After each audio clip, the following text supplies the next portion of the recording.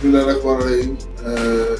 जब हम 2015 में इस यूनियन काउंसिल में से मुंतखब हुए थे तो मेरी यूनियन काउंसिल जो है वो शहर के पसमानदा तरीन इलाकों में आती थी, क्योंकि इत्तेफाक की बात ये थी कि जो साबका अदवार में नाज़मीन रह चुके थे उनका भी अपोजिशन से ताल्लुक था, जिसकी वजह से मेरे इलाके को बहुत नज़रअंदाज किया गया।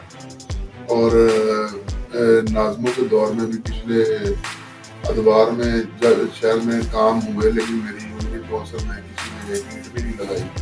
ठीक है, वो सिर्फ इसलिए कि यहाँ से मुंतखब होने वाले जो नुमाइंदे थे वो उनका तल्लुक अपोजिशन से था। उसके बाद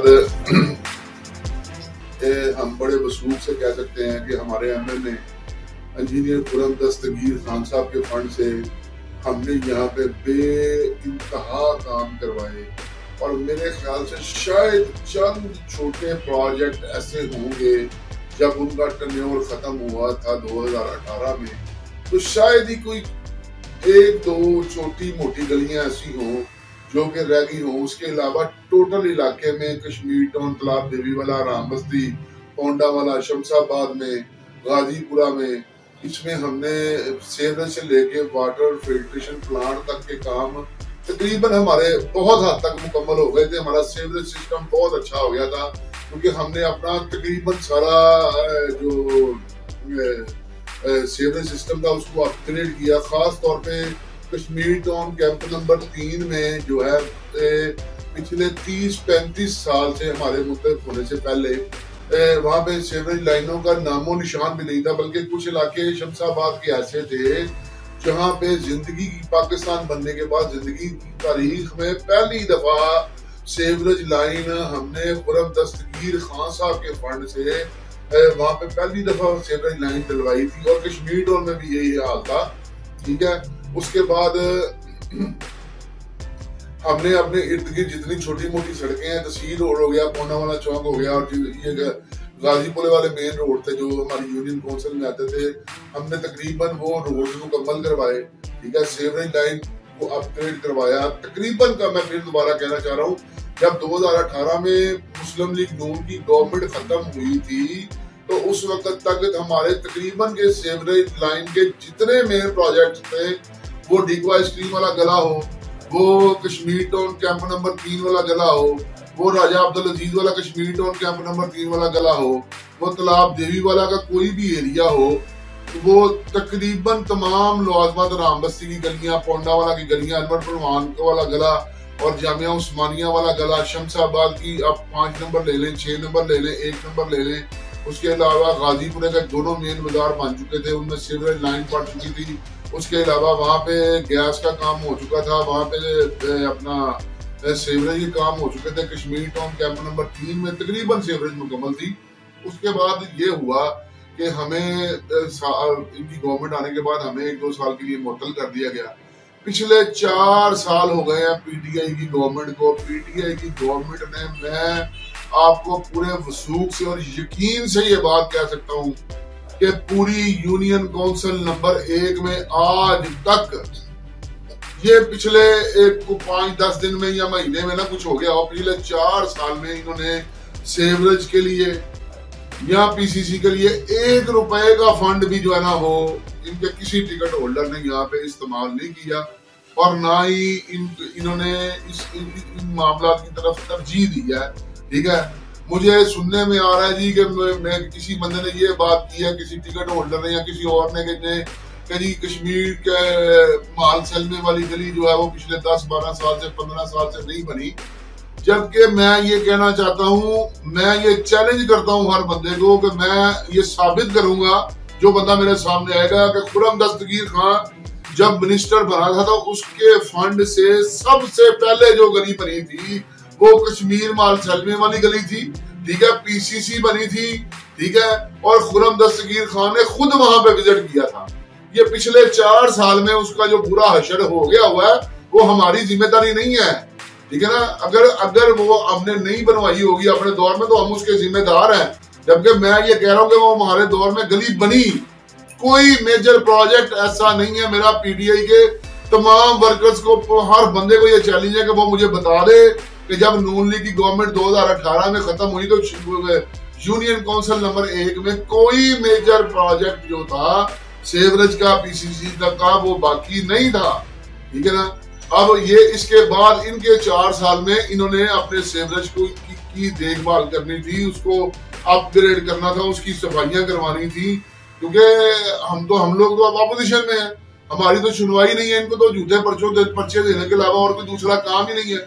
इन्होंने हद तक इम्कान कोशिश ये की कि चिड़ियाघर में हमारा नाम आए, फलां का नाम आए, हमारे एमएलए का नाम आए, हमारे मेयर साहब का नाम आए, लेकिन अल्लाह ताला की जात ने हमें सुरखरू किया, क्योंकि ना हम ऐसे लोग हैं, ना हम अपने ऐसे कामों में पड़ते हैं, और ना ही अल्लाह के हुक्म से हम पे कोई ऐसी ये दाग लगाने में कामयाब हुए हैं।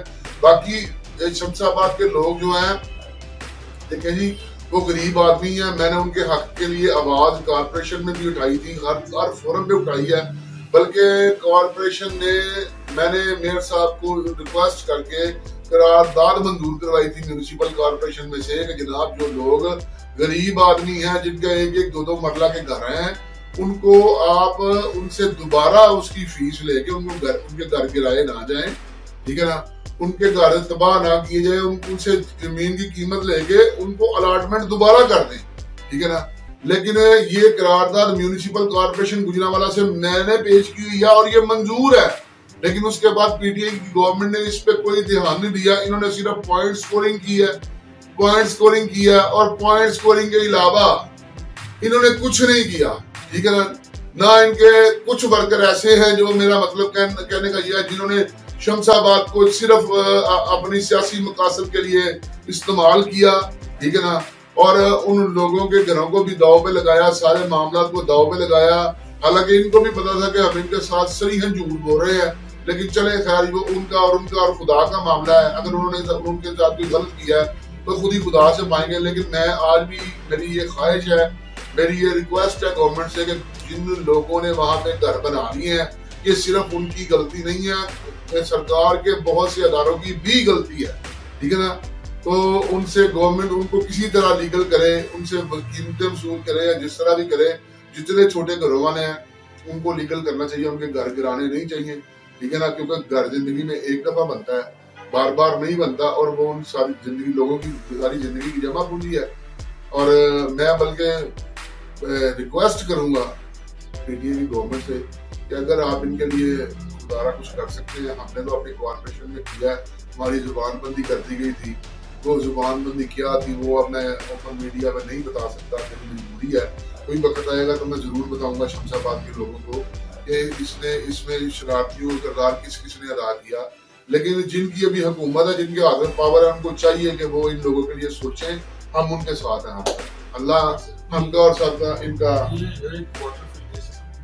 वो वाटर फिल्ट्रेशन प्लांट जो था ना जी, वो वाटर फिल्ट्रेशन प्लांट जो था वो साफ पानी कंपनी ने सैयद भाईज ने लगाया था, ठीक है। वो गुजरांवाला का प्लांट नहीं था, ठीक है, किसी जगह से वो किसी और इलाके का प्लांट था।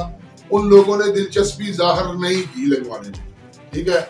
मैंने अपने एमएनए को खुरम दस्तगीर खान साहब को खुसूसी रिक्वेस्ट की कि जी मुझे फिल्ट्रेशन प्लांट की जरूरत है, ठीक है ना। उन्होंने स्पेशल स्ट्रगल करते हुए हमें लाहौर से, इस्लामाबाद से और हर जगह से उसकी परमिशन लेके दी। उसके लिए जरूरी ये था, गवर्नमेंट की रिक्वायरमेंट ये थी कि वो सरकारी अदारे के अंदर लगेगा, सरकारी अदारे की जगह इस्तेमाल होगी। पंजाब गवर्नमेंट ने उसको लगाया जी, साफ पानी प्रोग्राम, जिसमें अभी वाजपेयी साहब जो है ना अभी बरी हुए, वो उसने लगाया था। सैयद भाई उसकी कंपनी है जिसने उसको इंस्टॉल किया था। उसके लिए 3-4 शर्तें थी कि जिस जगह पे ये लगेगा वो जगह सरकारी होनी चाहिए। नंबर 2, इसमें जो पानी इस्तेमाल होगा वो भी सरकारी अदारे का ही इस्तेमाल होगा, ठीक है। और इसकी लोकेशन जो उन्होंने खुद विजिट करना था आगे, हमने उनको 2-3 लोकेशन बताई थी, ठीक है। तो उन्होंने इस जगह को सिलेक्ट किया कि जी इस जगह पे होना चाहिए।